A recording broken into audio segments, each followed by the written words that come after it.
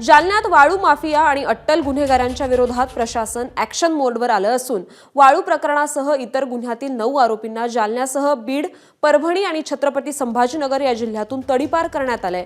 मनोज जरांगे यांचा मेहुणा विलास खेडकर याच्यावर देखील तडीपारीची कारवाई करण्यात आली आहे। जरांगे यांच्या आंदोलनामध्ये सक्रिय असणाऱ्या जवळपास 6 आरोपींवरती परभणी, जालना, बीड आणि छत्रपती संभाजीनगर या जिल्ह्यातून हद्दपारीची कारवाई करण्यात आली आहे। सदर आरोपींवरती वाळू चोरी, जीवे मारण्याचा प्रयत्न, अंतरवाली सराटीच्या आंदोलनात केलेली जाळपोळ यासह सरकारी कामात अडथळा आणण्याचे जालना जिल्ह्यात गुन्हे दाखल आहेत।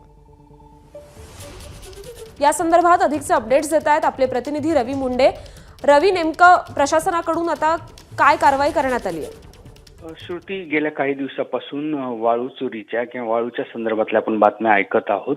गोदावरी पोखरणाऱ्या आरोपीवरती आता प्रशासन कडक कारवाई करताना पाहायला मिळत आहे। संबंधित हे तडीपार केलेले सर्व गुन्हेगारांवरती पुराश्रमीचे, वाळू चोरीचे, मारहाणीचे गंभीर गुन्हे आहेत।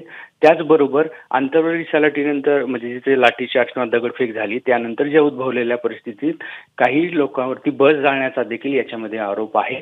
मनोज जरांगे यांचे सख्खे मेहुणे देखील या आरोपीमध्ये आहेत। जवळपास 9 जणांना तडीपार करण्यात आलंय। त्यांना काही लोकांना 6 महिन्यासाठी, काहींना 9 महिन्यासाठी आणि काहींना 1 वर्षासाठी तडीपार करण्यात आलेला आहे। परभणी, जालना, बीड आणि छत्रपती संभाजीनगर मधून तडीपारीची कारवाई करण्यात आलेली आहे। रात्री उशिरा ही सगळी कारवाई झालेली आहे। वाळूच्या संदर्भातले अधिक गुन्हे यांच्यावरती आहेत। खरं तर काही लोकांवरती 2019 पासूनचे ही सगळी गुन्हे आहेत आणि गंभीर स्वरूपाचे काही गुन्हे आहेत। प्रशासनावरती हल्ला करणं, पोलीस स्टेशनवरती हल्ला करणं इत्यादी प्रकारचे गुन्हे आहेत। त्या अनुषंगाने ही उपविभागीय न्याय दंडाधिकाऱ्यांनी कारवाई केली आहे।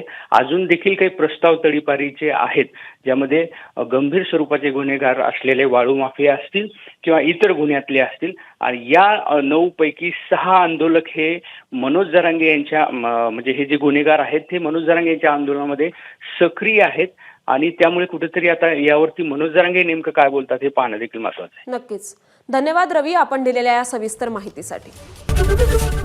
एबीपी माझा, उघडा डोळे बघा नीट।